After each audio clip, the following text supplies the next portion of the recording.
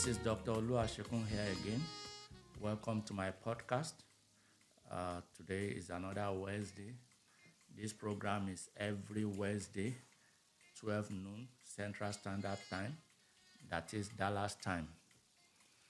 It's every Wednesday, 12 noon Dallas time. That is Central Standard Time. Welcome to my podcast. Today, we'll be discussing an issue that I've personally experienced in my office lately, and that issue is called Child Status Protection Act. What that means is that when someone files an immigrant petition and children are included in that petition, biological children as well as adopted children, when children are included in that petition, sometimes those children age out. That is, the way immigration defines family, I always tell clients that the way immigration law defines family is different from the way English dictionary defines family. For immigration purpose here in the United States, family of a U.S. citizen includes the parent, that is the father and the mother. It includes the spouse, that is husband or the wife. And it includes minor children under 21. So if you are a U.S. citizen or a permanent resident, and you have children who are 21 years old or above, for immigration purpose here, those children are not your immediate family. They are categorized as extended family members. So it is very, very important to understand how the Child Status Protection Act works. So sometimes someone may have an immigrant petition pending, and it may be based on family petition. It may also be based on employment petition. And then maybe at the time of filing, the children are included. But subsequently, while the petition is pending, those children turn 21. Now they are excluded from that benefit. But the Congress came up with a law to minimize the inconvenience or the kind of situations where those children will be excluded, at least to minimize it. They are not able to cover every situation, but at least the Child Status Protection Act minimizes the effect of aging out, especially where the delay is caused by the agency, either United States Citizenship and Immigration Service or the Department of State or National Visa Center, which is part of the Department of State. So we are going to be discussing the Child Status Protection Act today because it's a little technical. It's so technical that I've seen both immigration and even the consulate, the United States embassies in some countries, miscalculate this Child Status Protection Act. This is one of the reasons why it is always good to have a good lawyer. I have an experience recently. In fact, I'm still working on that case where an immigrant visa, an immigrant petition, employment-based immigrant petition was filed in 2017 and was approved in 2019. But because of a lot of factors ranging from Trump administration, immigration policy, up to the expiration of the EB-5 Reauthorization Act, the impact of COVID on immigration, for some reason, this petition is still pending. The petitioner, up till today, have not been able to obtain immigrant visa. So you can imagine how old the children were in 2017. Here we are talking of almost 6 years after, which means those who were 17 years old at the time, they will no longer qualify today. Those who are 18 years old at the time, they will no longer qualify today. Those who are 19 or 20 at the time will probably not qualify today. But again, this is where Child Status Protection Act comes in. This is where it steps in. So the embassy in question, in the example that I gave, the embassy in question wrote a letter to the petitioner claiming that two of the children, no, is it two or three? I think two of the children are no longer eligible for immigrant visa.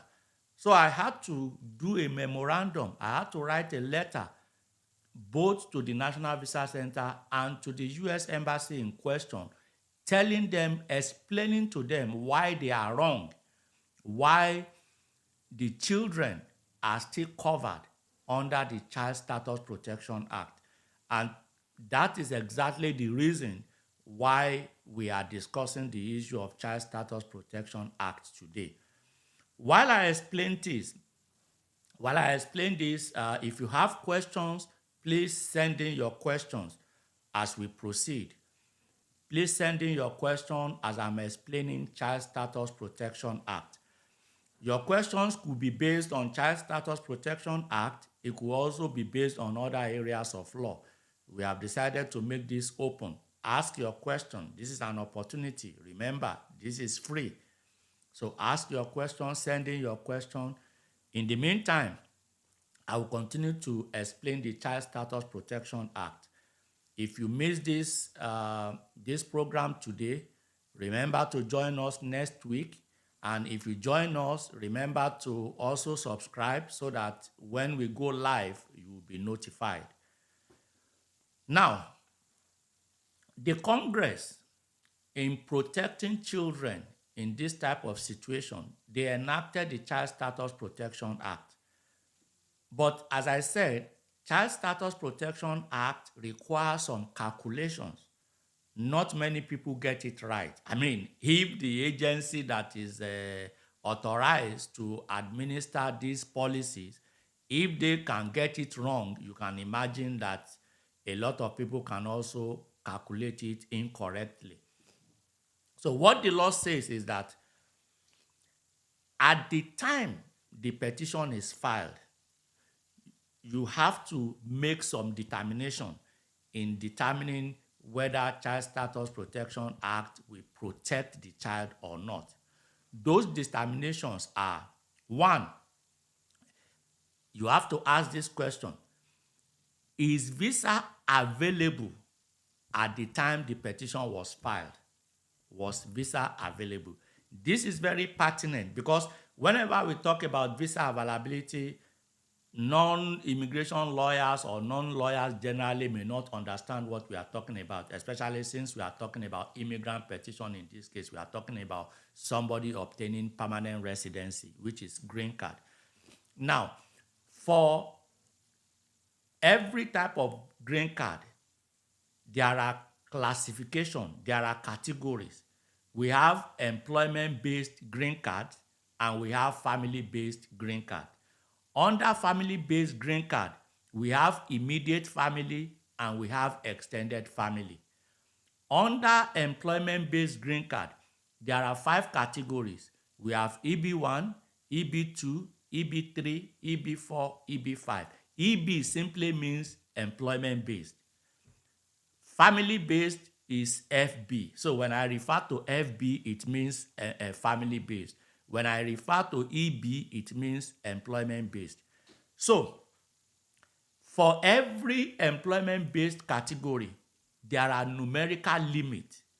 What that means is that there are limits to the number of green cards that can be approved annually. So it's not an open-ended thing. So what that means in essence is that for every employment-based category, if 1 million people submitted immigrant application, they are not going to approve all 1 million. There is a numerical limit to the number that can be approved annually. This is an act of Congress. So it is not something that USCIS or the Department of State have any discretionary authority on. It is statutory. So where the This is just an example. Where the numerical limit for a particular category is 50,000, it simply means either USCIS or the Department of State can approve only 50,000 green card for that year for that category. So, the first question you have to ask in calculating the Child Status Protection Act is visa current at the time the application was filed in your category. So, in order to determine whether visa is current or not, the Department of State is given the responsibility by Congress to release visa availability information every month. So that information is released every month by the Department of State. So if you want to check it, you can go to state.gov. And to make it easy for you, you can just Google visa bulletin. If you Google visa bulletin, of course, there are so many websites that will say so many things about it, but just look for the one that is directly from the Department of State. So once you look at that, you will see what the Department of State is releasing for a particular month. So this is statutory. So if at the time the petition is filed, you have to look at the category. Let's say someone applied under EB5. So you have to look at EB5. Let me explain it this way. Today is February 15, 2023. Let's say I filed an EB5 petition on behalf of a client. The client has 2 children, ages 18 and 20.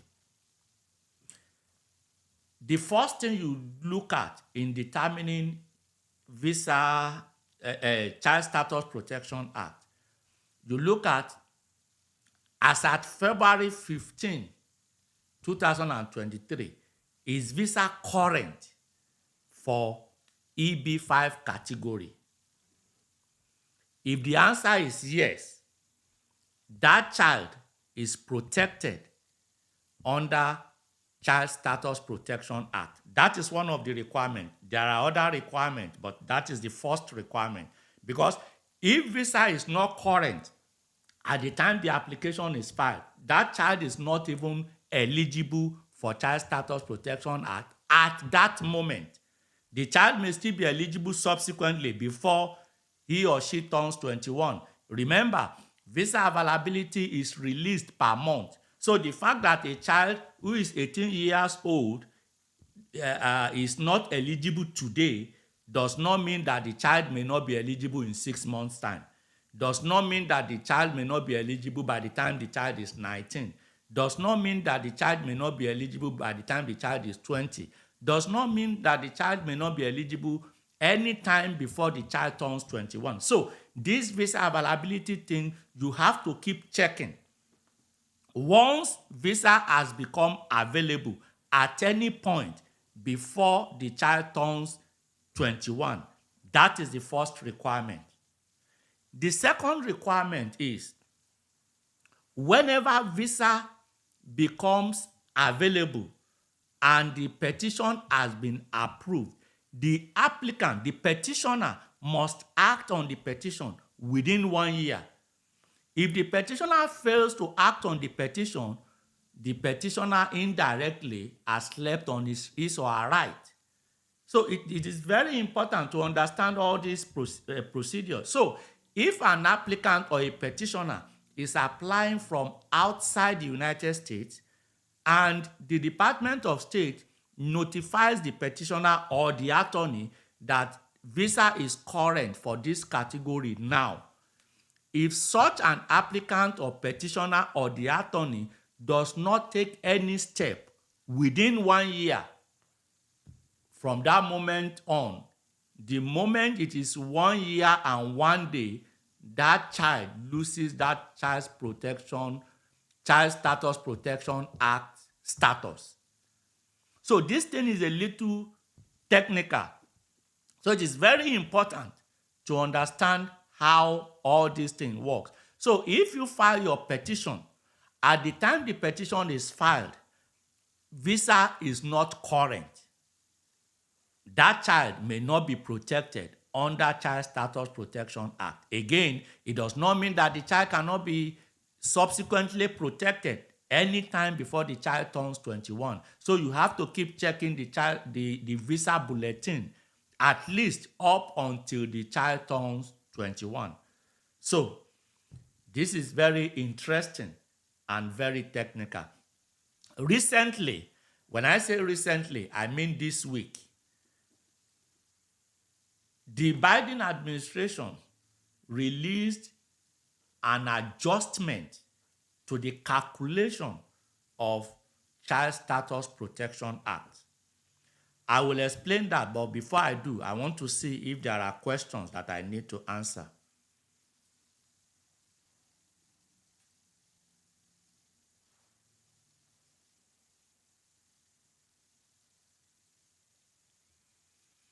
Well, I don't have any question right now. Again, send in your question. This is an opportunity for you to get answers to your questions free of charge. If you come into my office after today, you know that you will have to pay consultation fee. But here, it is free of charge. Send in your question, especially if you have a petition that you have filed on behalf and you included a child, and subsequently while the petition is pending, your child turns 21, and maybe the USCIS or the Department of State have notified you that the child or children are no longer covered. You may need to have an idea of how these things are calculated, because sometimes both USCIS and Department of State, sometimes they do make mistakes in this calculation. So it is important that you engage an attorney who is well experienced in immigration law and in this area, so that they can help you do a proper determination. And where the Department of State or USCIS is found to have miscalculated it, you can always challenge it. You can always challenge their calculation. So, very important. Very, very important. Now, going back to the recent development regarding the Child Status Protection Act, when you look at visa bulletin, there are multiple issues. Okay, I've been advised to take a break.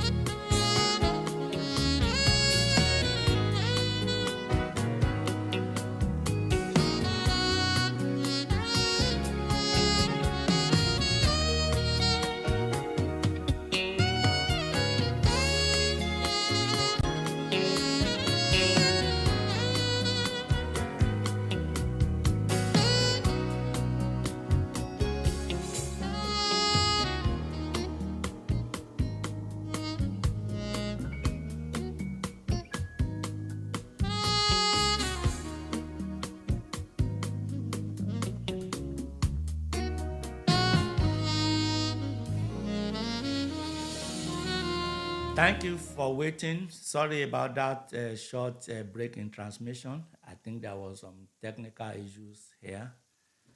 So, going back to the issue, today we are discussing Child Status Protection Act.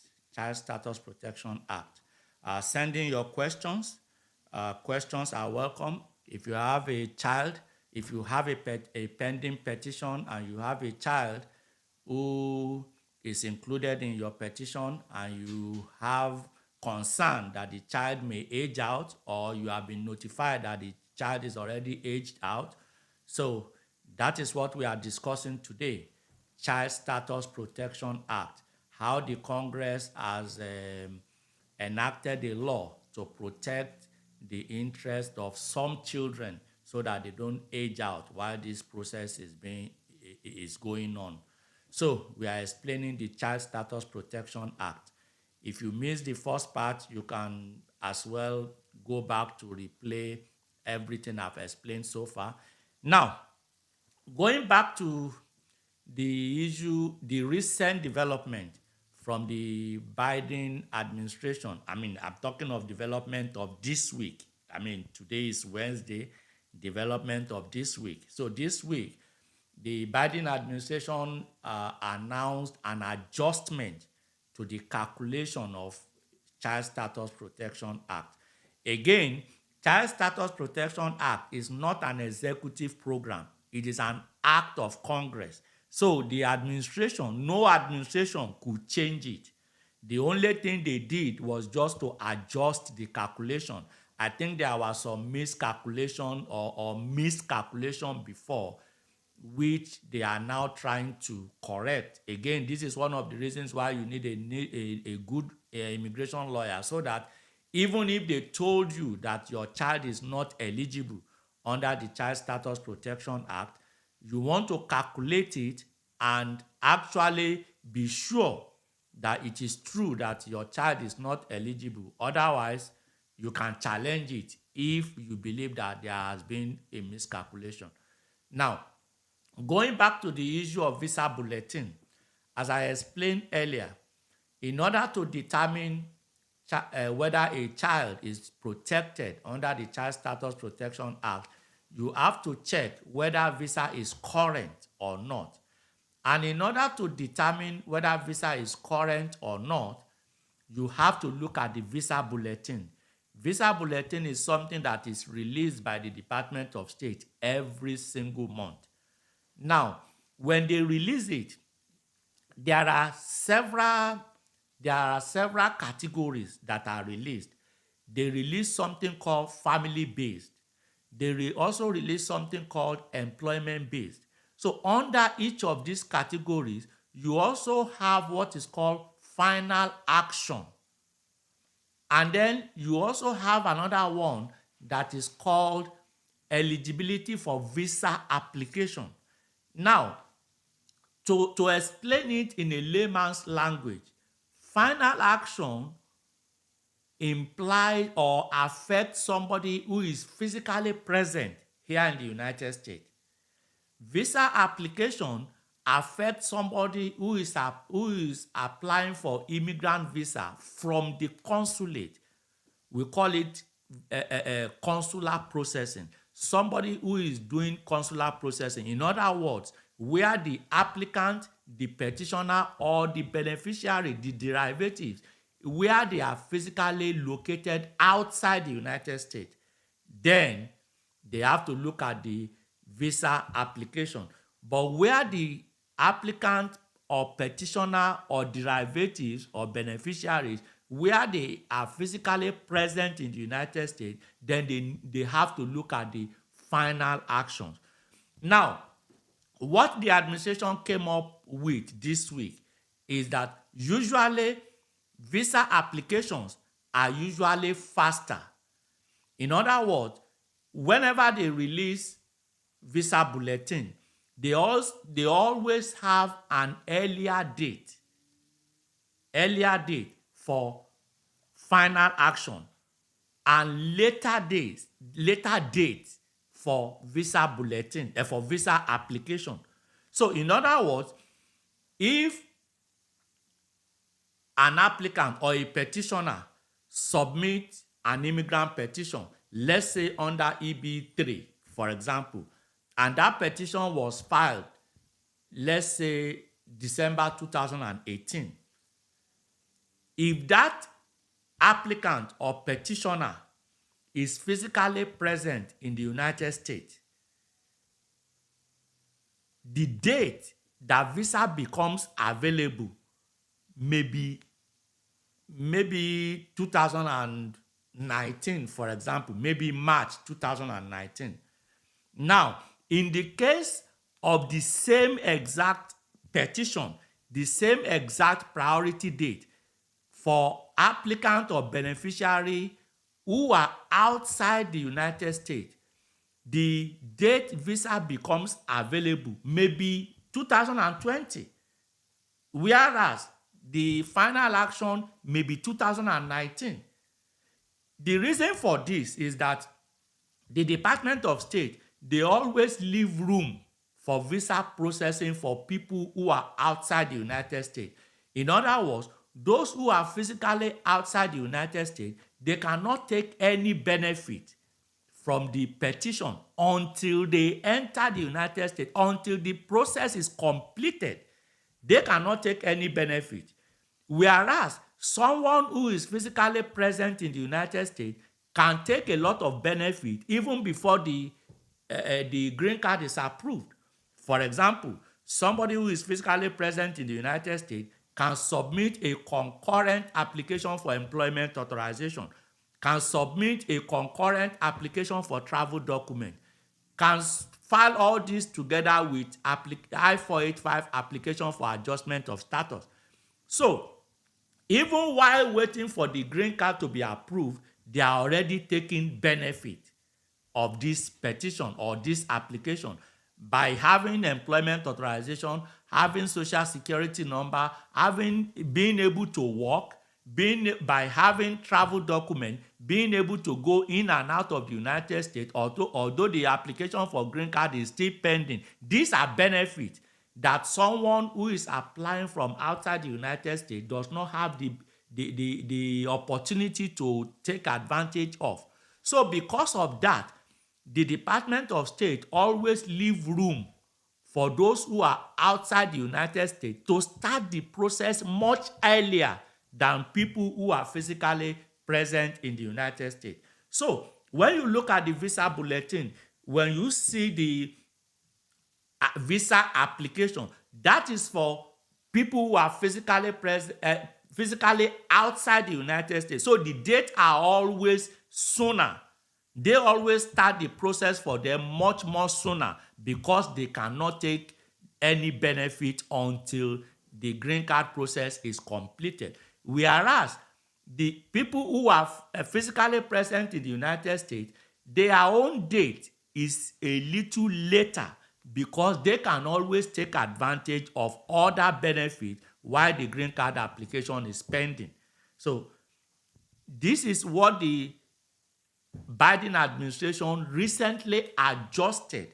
So they are now saying that even if, for some categories, even if the derivatives, the beneficiary, even if they are physically present in the United States, for certain categories of people, they can actually use the date for the visa application for those who are outside the United States. They can use those dates for them.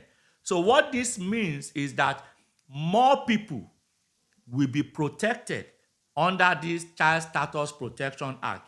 The benefit of this is that we have some situations where maybe while the application is pending, maybe the beneficiary decided to come to the United States while the green card application has been pending for some years.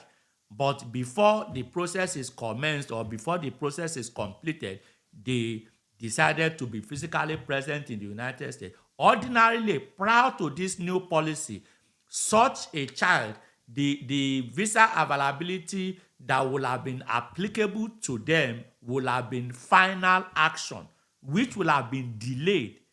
But right now, the administration is saying that if you fall into this category, you can actually apply now. Since you are already here, you can actually apply now. The only thing is that they cannot approve your green card application until visa becomes available for your category. So I hope I've been able to explain this Child Status Protection Act, but I believe is a very complex thing. So I expect to see questions. Okay, let's see. First question, what kind of application does the CSPA apply to? CSPA means Child Status Protection Act. I try as much as possible to say it in full because I know that there are a lot of non-lawyers who are listening or who may be listening to this and they may not understand what CSPA means. So CSPA simply means Child Status Protection Act. Now, what kind of application does the Child Status Protection Act apply to? Well, very simple. It is applicable only to immigrant petition. It is not applicable to non-immigrant petition. Non-immigrant petitions are any kind of petitions that are temporary, whereas immigrant petitions are any type of petition that is permanent, that is green card. Example of non-immigrant petition, maybe somebody on B1, B2, somebody on F1, F2, somebody who is on R1, R2, somebody who is on H1B, H4, somebody who is maybe on L status and the derivative, somebody who is on O status, somebody who is on P status, any kind of visa that is not green card, that is not permanent, is called non-immigrant status. Any kind of visa that is immigrant, that is permanent, that makes you a permanent resident, that is immigrant. So Child Status Protection Act is only applicable to immigrant petition, both employment-based and family-based. Now, the next question.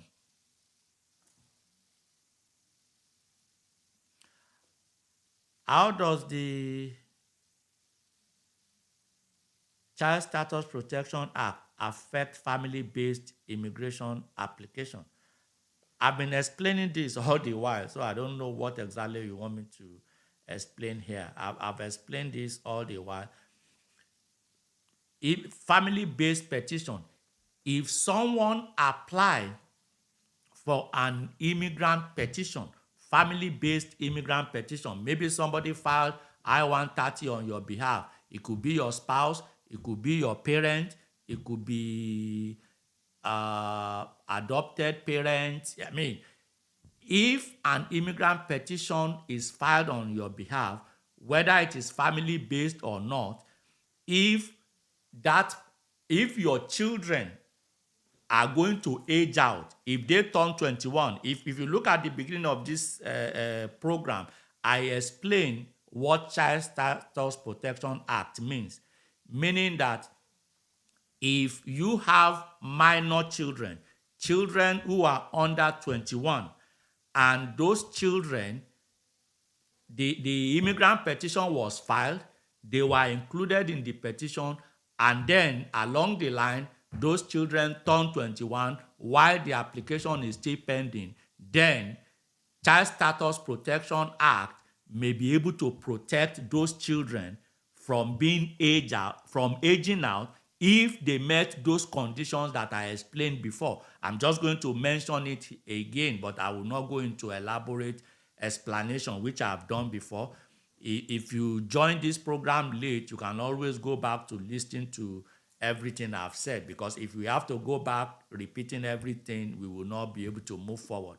So the two conditions: one, visa must be current, either at the time the petition was filed, or at the time the petition was approved, or at any time before the child turns 21. And the applicant must take steps to apply for immigrant visa within 1 year of being notified by the Department of State that visa is current. So if those two conditions are met, yes, the Child Status Protection Act will protect those children. Even if they become 21, 22, 23, 24, 25, it will not matter, for as long as they met those requirements, they will still be treated as if they were under 21 and they will get their benefit. The next question: how does the Child Status Protection Act change the way that a child's age is calculated for immigration purpose? Again, I've explained all this in my previous explanations. The way it is calculated: when an applicant submits an immigrant visa petition, you have to look at two things. What is the age of that child at that moment? Was the child under 21? If the answer is yes, you go to the next question. Was visa current at the time that the petition was filed? If visa was not current, that does not mean that the child is automatically disqualified, because visa may not be current at that time, but subsequently, maybe a year after, visa may be current. You look at that year after, when visa is current, is that child still under 21? If the answer is yes, then the child is eligible.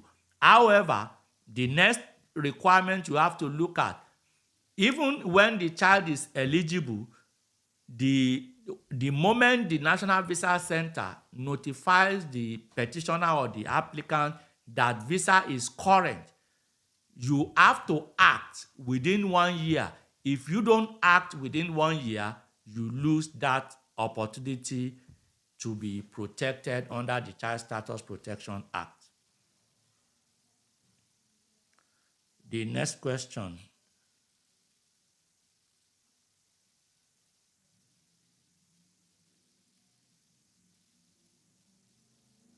which was my last question? How does the Child Status Protection Act change the way that a child's age is calculated? Okay, I think that is the one I just explained. What is the role of the United States Citizenship and Immigration Services in implementing the Child Status Protection Act? Okay, USCIS don't have any role in implementing the Child Status Protection Act. They are not responsible for the visa bulletin. It is the Department of State that is responsible for releasing visa bulletin. Only the Department of State. Everybody else comply with whatever the Department of State releases, including the Department of State itself, including USCIS. So everybody comply with whatever they release, because the core of the Child Status Protection Act is the visa bulletin, and it is only the Department of State that releases visa bulletin every single month.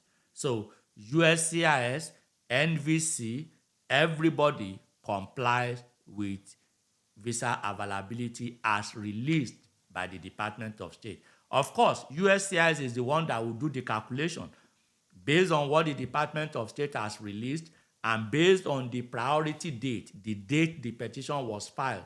Yes, this is what USCIS will now take into consideration in making this calculation.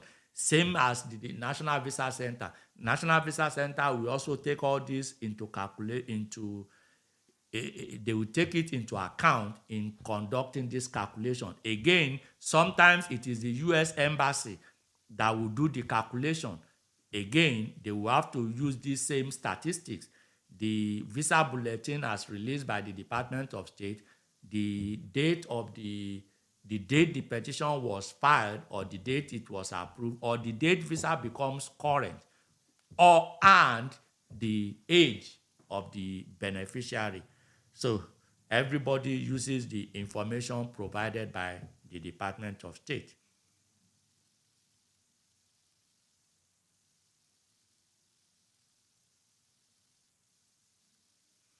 Well, I I have other questions that are not related to Child Status Protection Act. I will come back to that. I will first need to answer questions relating to the Child Status Protection Act, since that is what we are doing right now. So I'm going to read the next question that is about Child Status Protection Act, which is, are there any proposed changes or update to the Child Status Protection Act currently under consideration? Yes, I've already explained this. Yes, there's a recent update by the current administration in the calculation of Child Status Protection Act. And those updates has to do with the final action, the final action portion of the visa bulletin versus the visa application portion of the visa bulletin. So what that means is, if an applicant who is physically present in the United States is controlled by the final action, whereas an applicant who is physically present outside the United States is controlled by the visa application portion of the national of the visa bulletin.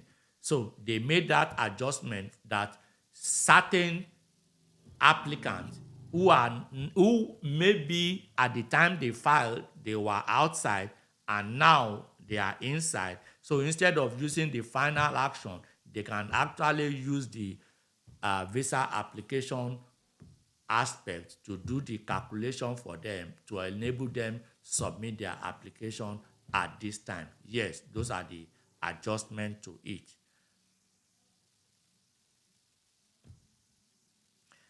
Are there any deadlines or time limit associated with applying for protection under the Child Status Protection Act? Yes, there are deadlines and time limits. As I said earlier, in explaining the requirement of Child Status Protection Act, we have to take three things into consideration. One, the date the petition was filed. What was the children or the beneficiary's age at the time the petition was filed? Two, was visa current, either at the time the petition was filed or at the time the petition was approved or any time before the child turns 21? Was visa current? Then three, if after being notified by the Department of State that visa is now current, applicant or petitioner must act within 1 year. If you don't act within 1 year, then there will be lost opportunity. Child Status Protection Act will no longer apply. So those three things have to be taken into consideration. So those are the deadlines, or what I call time limit. So it's not an indefinite thing. It is something that has a time limit. So when visa becomes available and you are notified that visa is now current, you have to act within 1 year.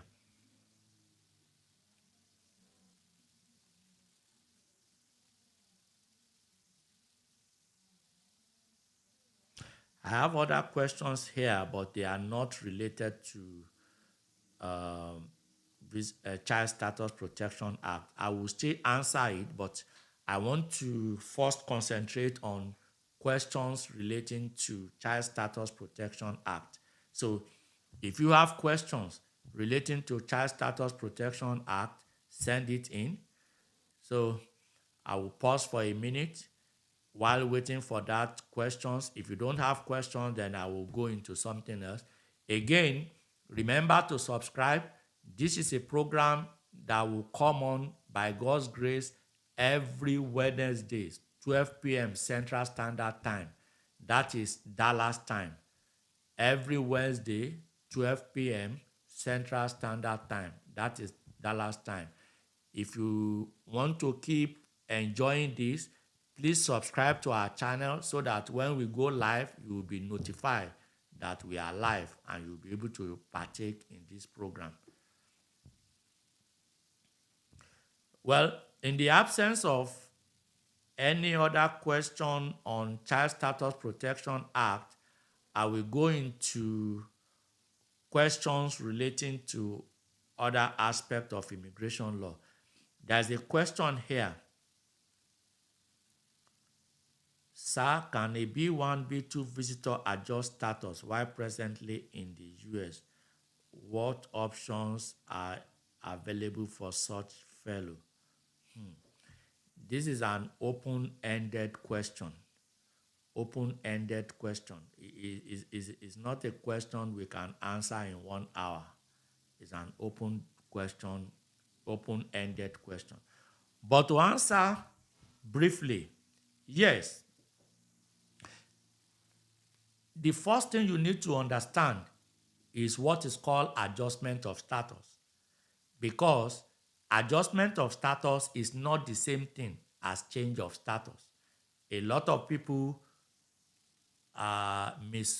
don't understand the difference between adjustment of status or change of status. When you are talking of change of status, you are talking of non-immigrant status. When you are talking about adjustment of status, you are talking about green card, you are talking about permanent resident.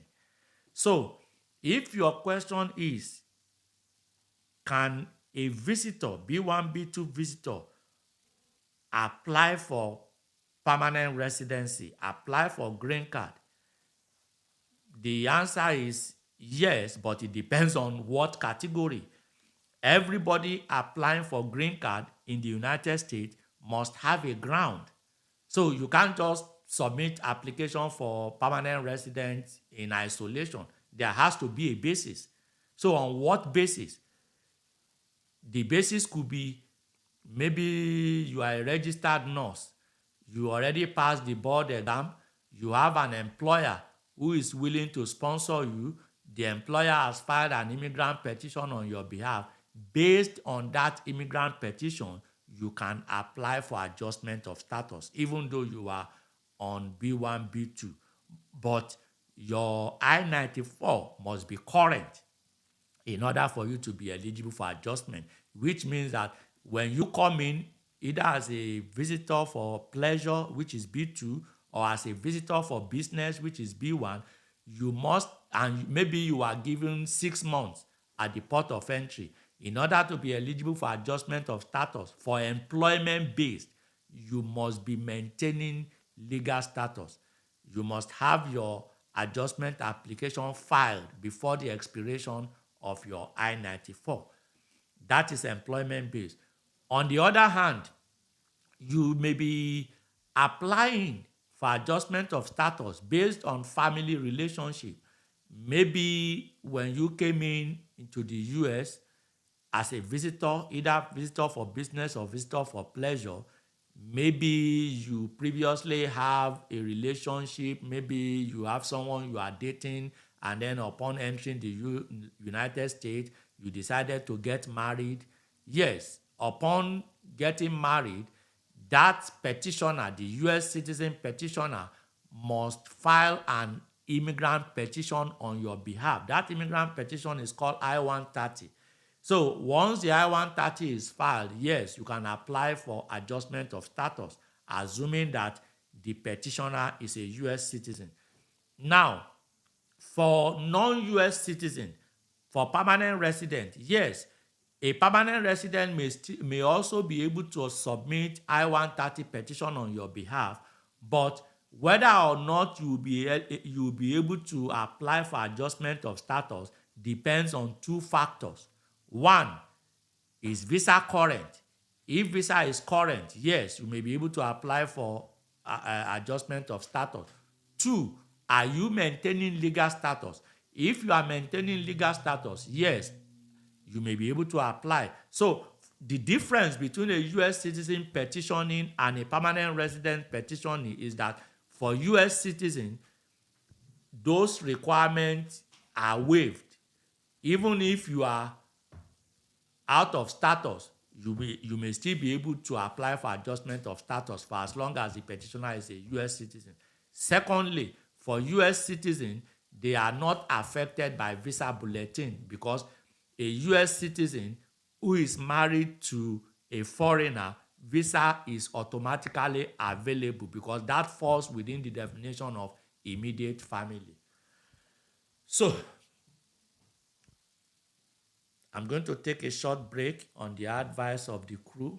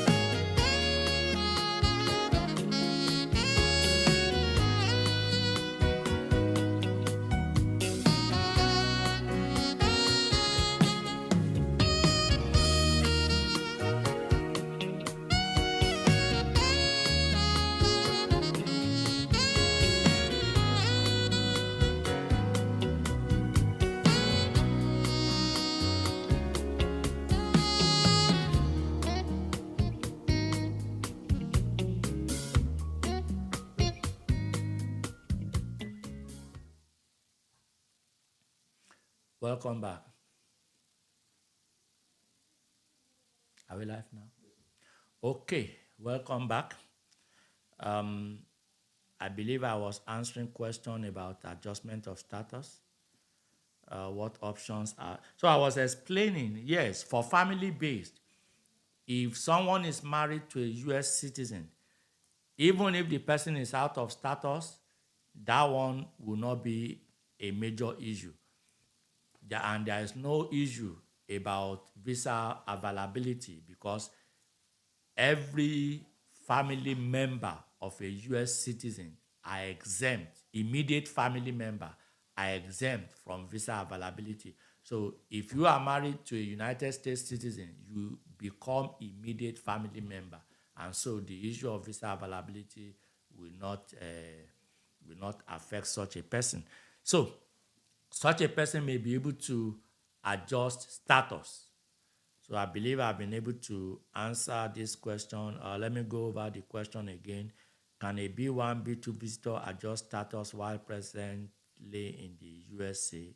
Yes, I've said yes to that. What options are available to such a fellow? Again, I explained that adjustment of status is not the same thing as change of status. So if you are talking about adjustment of status, someone can only apply for adjustment of status if you have an immigrant petition filed on your behalf that is pending or is approved. So it is only after that you can talk about adjustment of status. But if you are talking about change of status, that is completely different. Change of status is only applicable to someone who is changing from B1, B2, that is visitor for business or visitor for pleasure, changing from that category to another non-immigrant category. Maybe you decide to go to school and you want to apply for to change your status to F1, you can do that. Maybe you have a temporary employment offer and the employer is willing to sponsor you, then you can apply for any non-immigrant employment-based application if you are eligible. Example, H1B, L1, R1, all non-immigrant visa status that allows you to work. Yes, you can change your status, or you can also change your status to student, but that is completely different from adjustment of status. So adjustment of status is only limited to someone with an immigrant visa application that is pending or approved. That is the only time you can adjust status. So I hope I've been able to answer that question. Okay, someone just sending a question. Can I ask a question not pertaining to CSPA? Yeah, go ahead. If you have a CSPA question, we will answer it. If you have other questions that are not pertaining to CSPA, go ahead and ask it. At least we'll give you the benefit today. Next question.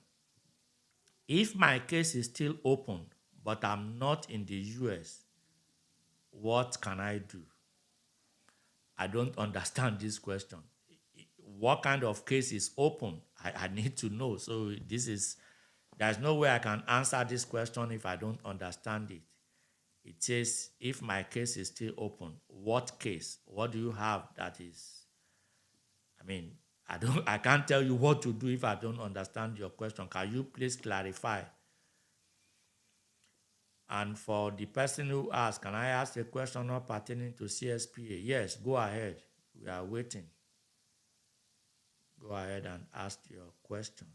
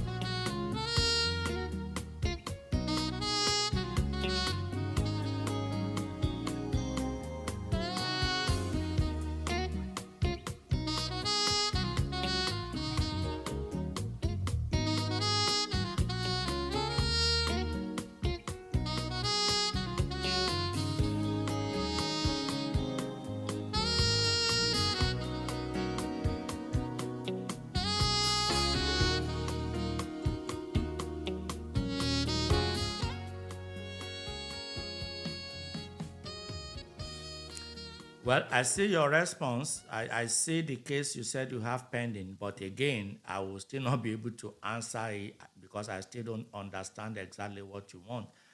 For me to advise you, because your question is, what can I do? Do about what? So I don't understand what you mean. Is this question relating to CSPA? Because I don't want to start guessing.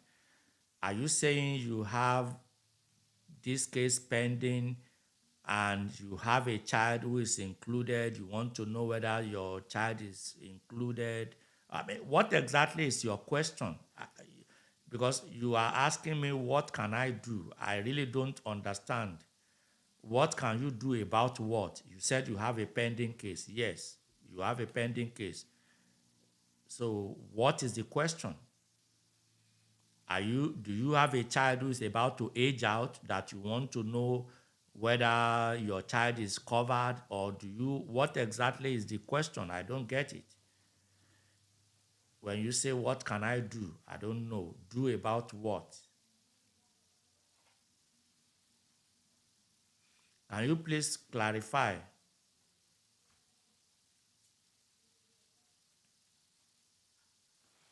Do we have the option to call in? Maybe if she call in,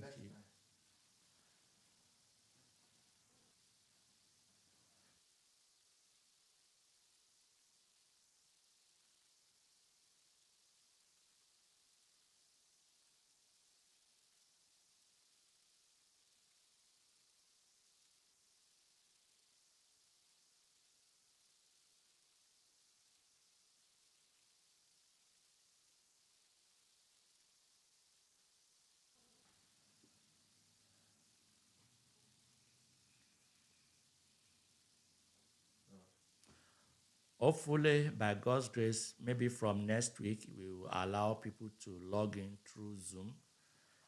Maybe somebody like this will be able to explain the questions, because right now I don't understand what the question is. What can I do? Yeah, you have a pending case. What can I do? So I don't understand the question. What can you do about what? Do you have a child that is about to age out? Or do you want to ask a question, a specific question about your pending case? What exactly is the question? Because when you say, what can I do? I need to know what the issue is before I can advise you on what you can do. Right now, I don't know what the issue is. All I know is that you have a pending case. So I don't know what to tell you.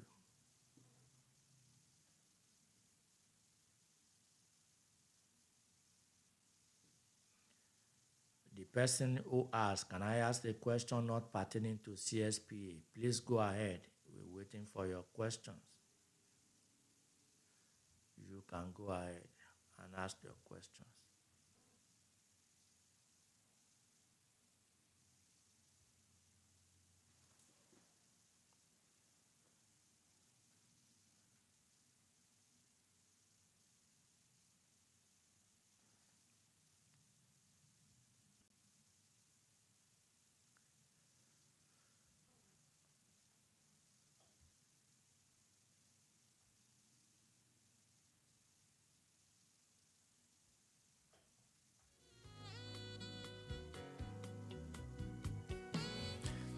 Yeah, I know this person has responded.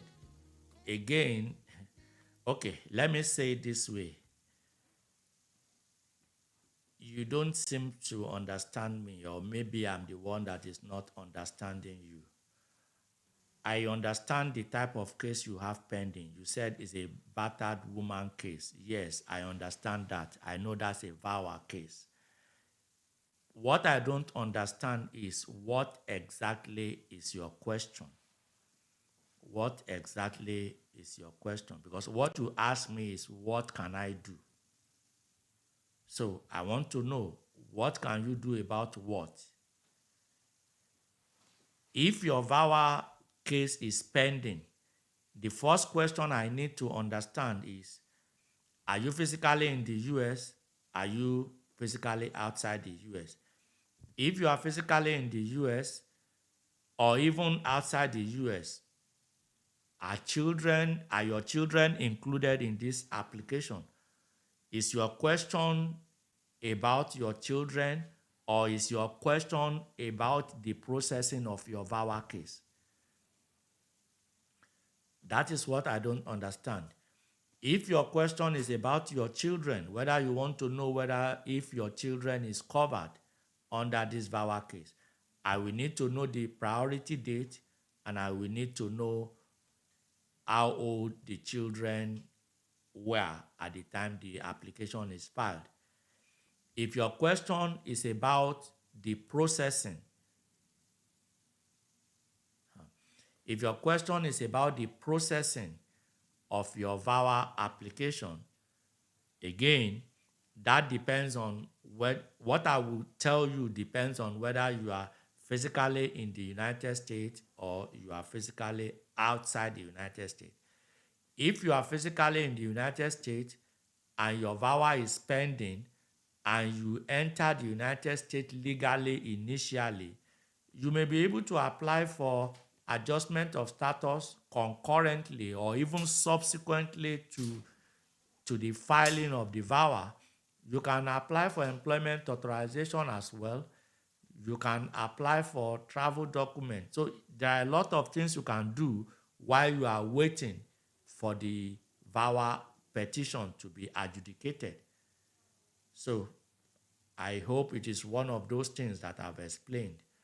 But if your question is relating to something else, then please clarify. But if you have a VAWA case pending, yes, if you are physically present in the United States, you can apply for adjustment, you can file adjustment application, apply for employment authorization, and apply for travel document, assuming that you initially entered the United States legally. Because if you did not initially enter the United States legally, you may not be eligible for travel document, but you may still be eligible for employment authorization if you have a pending adjustment application. So I hope I've been able to answer most of the questions today. Please remember to join us next week, the same time, 12 p.m. Dallas time, that is Central Standard Time, 12 p.m. every Wednesday, Central Standard Time. We'll be discussing current issues. As at last week, we didn't realize we'll be discussing Child Status Protection Act. It was the development of this week that led to that topic. So we'll be discussing current topics all the time. And of course, we will also be accommodating questions that is not related to the topics of the day. So please subscribe to our channel so that when we go live, you will be notified when we go live. Thank you and God bless you. See you next Wednesday.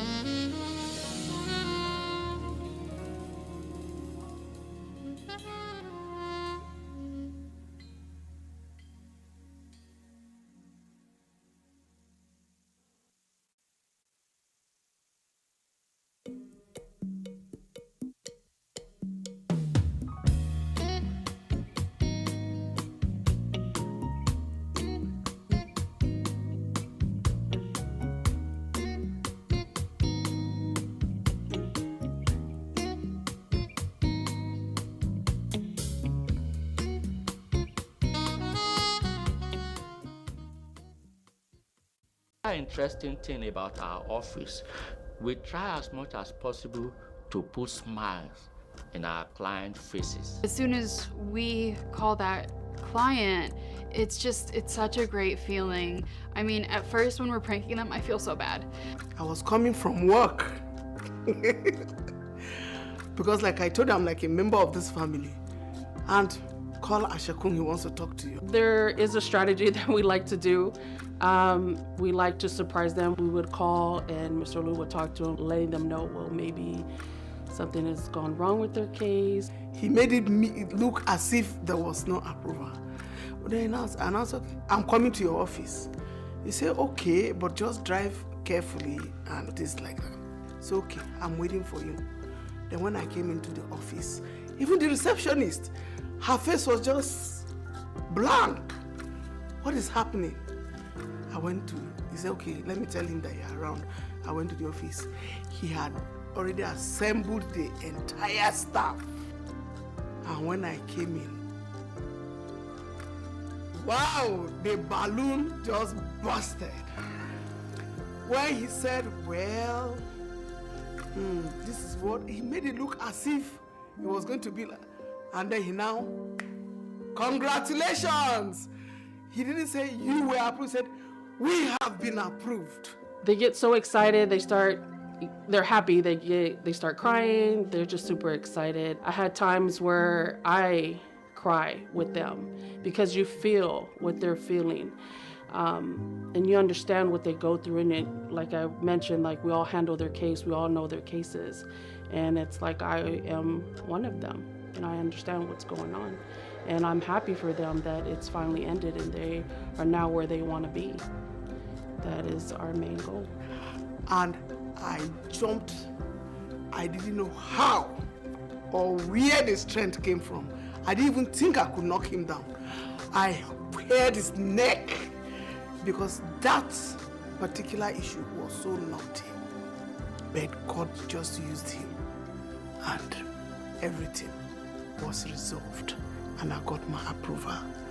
The entire office, they were so happy, they were jubilating as if it was one of them or their own child. Having someone go from a super low to a high of something, such a positive result, it feels amazing, honestly. It's really, really a big challenge.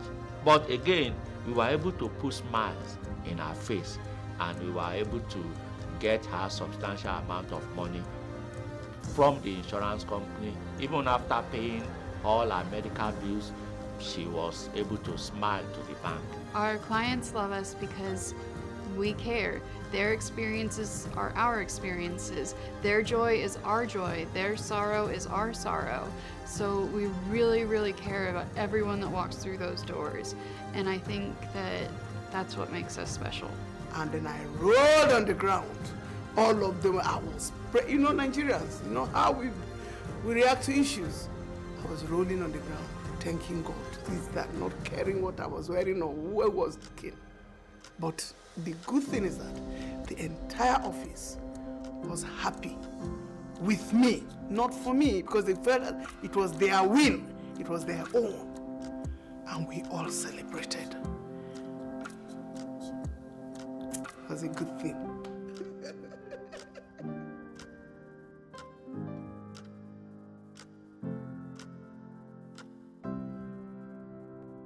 Another interesting thing about our office, we try as much as possible to put smiles in our client faces. As soon as we call that client, it's such a great feeling. I mean, at first when we're pranking them, I feel so bad. I was coming from. Let's face it, if you or your loved one has been wrongfully injured by the negligence of another, it is important to retain the most reliable personal injury attorney possible.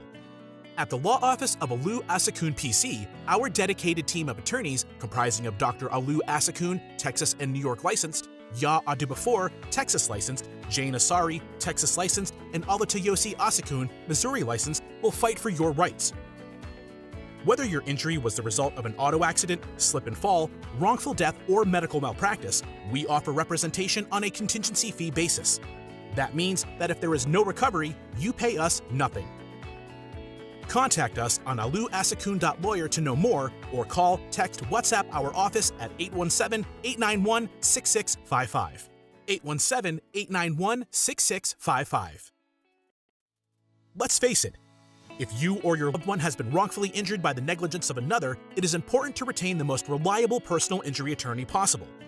At the law office of Olu Asekun PC, our dedicated team of attorneys, comprising of Dr. Olu Asekun, Texas and New York licensed, Ya Adubafor, Texas licensed, Jane Asari, Texas licensed, and Olatoyosi Asekun, Missouri licensed, will fight for your rights.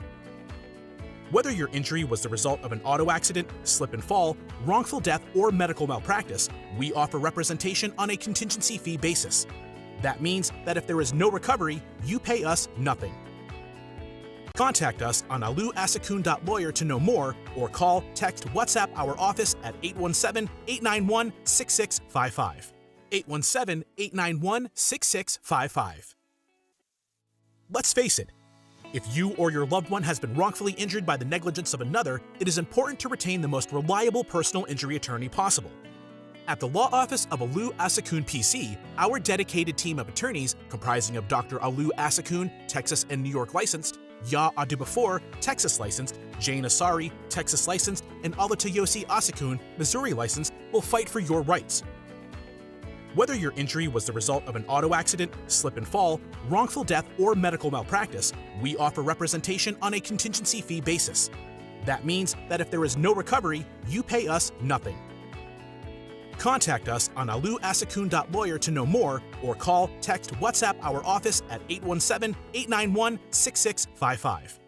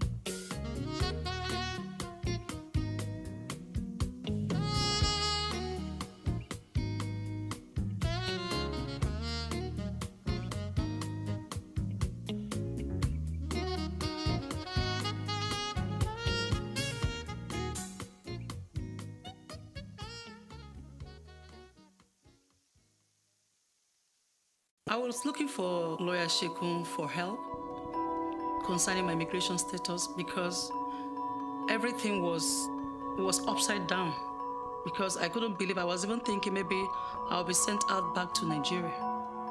So on getting to know him, he explained everything to me, what I'm going to do, that he's going to do everything. So fortunately for me, everything was done from him. Dr. Lawyer Asekun is the best lawyer so far in Texas, because I can introduce as many as whoever is having problem, especially when it comes to immigration. I'm going to introduce Lawyer Asekun because he's the best lawyer. So far, so good. Our goal here is to make our clients happy, especially in the area of immigration, family law, and personal injury.